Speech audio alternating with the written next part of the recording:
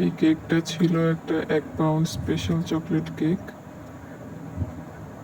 যার প্রতি লেয়ারে থাকে চকলেট ক্রিম। তো আমি এখানে লেয়ার বসানোগুলো দেখালাম না, শুধু ক্রিম দেওয়াটাই দেখাচ্ছি।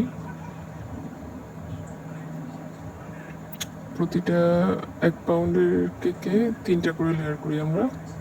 অনেকে 2টা লেয়ারও করেন, আমার কাছে মনে হয় 3 লেয়ার করলে দেখতে সুন্দর লাগে আর টেস্টও ভালো আসে। এই পার্টটা আমি ফাস্ট করলাম না।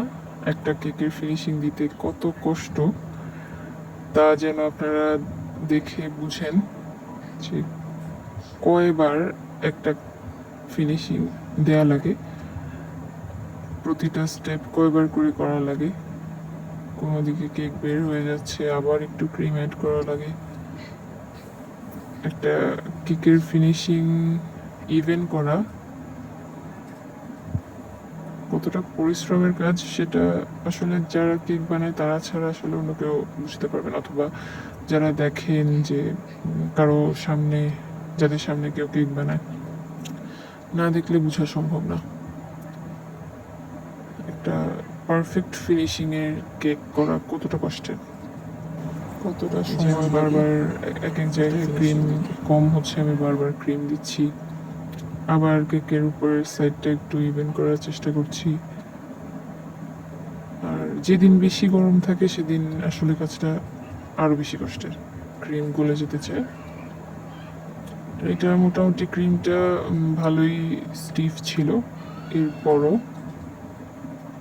কেকের রেফারেন্স পিকচারের মধ্যে ছিল কেকের গায়ে কেকটা একটু বের হয়ে থাকে ওই ধরনের, একটু কালো চকলেট চকলেট টাইপ। তো এই কারণে আমি আর খুব বেশি ওই বডিটা বেশি ঢাকলাম না, হালকা দেখা গেলে ওই রেফারেন্স পিকচারের সাথে মিলে যাচ্ছিল। এই যে বারবার কেকের ক্রিম একদিকে কম একদিকে বেশি হয়, আর সাদা কেক চকলেট কেকে যদি হালকা কালারের ক্রিমগুলো দিলে একটু ক্রিমটা বেশিই লাগে ফিল করার জন্য আর কি। এই যে কেক বের হয়ে যাচ্ছে, তো রেফারেন্স পিকচারের মধ্যেই ছিল এই ধরনের একটু হালকা হালকা কালো দেখা যায়, ওইটাই সুন্দর ছিল। তো এই জন্য আমি আর ওটা ঢাকার চেষ্টা করলাম না। এবার আবার কেকের উপরের অংশ সমান করার জন্য চেষ্টা করছি আমি। একবার আবার বারবার দেখবেন আপনারা আমি নাইফটাও চেঞ্জ করছি, কতক্ষণ প্যালেট নাইফ, কতক্ষণ ব্রেড নাইফ, যেটাতে সুবিধা লাগে। এই সমান করেই যাচ্ছি। এই পার্টটা আমি একদমই ফাস্ট করলাম না, রেগুলার স্পিডেই আছে। এই যে ছাদটা ইভেন হয়, আবার সাইডটা আনইভেন হয়, আবার সাইড ইভেন করলে আবার ছাদ আনইভেন, মানে তো এখানে আমি একটু ওই ব্রাউনিশ যে টোনটা ছিল রেফারেন্স পিকচারে ওইটা আরও ভালোভাবে আসার জন্য আমি একটু ব্রাউন কালার অ্যাড করলাম, হালকা হালকা একটু শেডের মতো আর কি। আমার কাছে এটা দেখতে বাটিকের মতো লাগে, বাটিক বাটিক ফিল। আবার সমান করছি। এরপর আবার কেকের উপরের অংশ, আমি ওটাকে ছাদ বলি আসলে, কেকের ছাদ,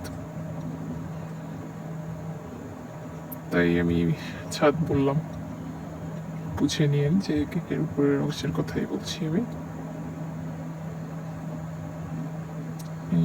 আবার ফিনিশিং মোটামুটি যা ছিল কমপ্লিট। এখন এই কালারের জন্য শুরুতে কালার দিতে পারতাম, কিন্তু তখন এতবার বারবার ফিনিশিং দেওয়ার সময় কালারটা বেশি মিক্স হয়ে যেত, এই জন্য তখন দিই নাই, ফিনিশিংটা শেষ হওয়ার পরেই দিলাম।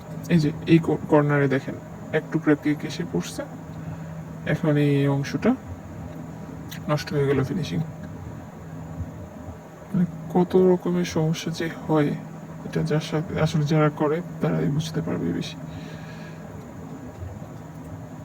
কেকের ক্রাম্বের কারণে আমার একটা অংশ নষ্ট হয়ে গেল, কিন্তু সমস্যা নেই, যেহেতু কেকটার উপর ড্রিপ থাকবে এই জন্য আমি আর এটা ঠিক করি নাই। এর উপর ড্রিপ দিয়ে দিলেই আর বোঝা যাবে না। আবার সাইডের ফিনিশিং, আবার ছাদের ফিনিশিং, চলতেই থাকে।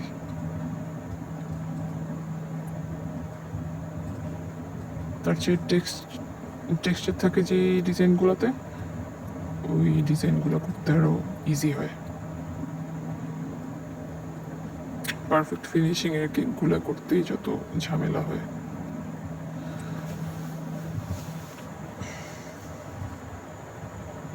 এই যে ছাদ ফিনিশিং করতে করতে কতক্ষণ সময় যে লাগে। ওই যে সাইডে দেখতেছি কেকের গ্রাম পুরো নষ্ট হয়ে যাওয়া অংশটা, আমি আবার আঙুল দিয়ে দেখাই দিই।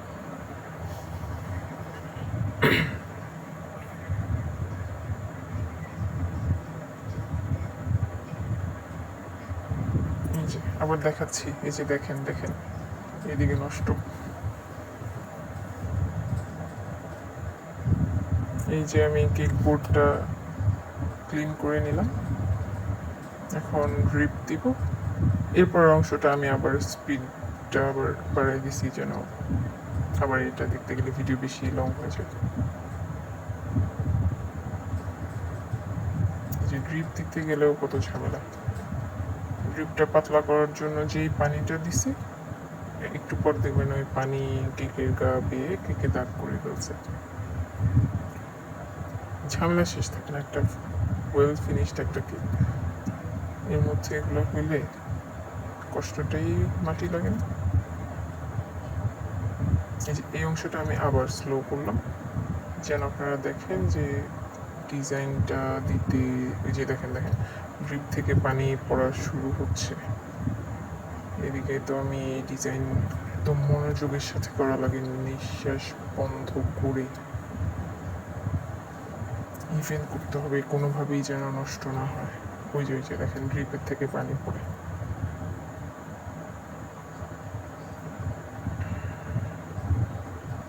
ড্রিপটা ভালো করে মিক্স করা হয়নি আমার, তখন মনে হয় রাতের 12টা-1টা বাজে। আমি মাত্র একটা কেক করতেছি, এরপর আরেকটা কেক ছিল, আপু একসাথে 2টা কেক অর্ডার করছিলেন। এর আগে একটা বেন্টো কেকও করছি, 3টা কেক বানাইছিলাম।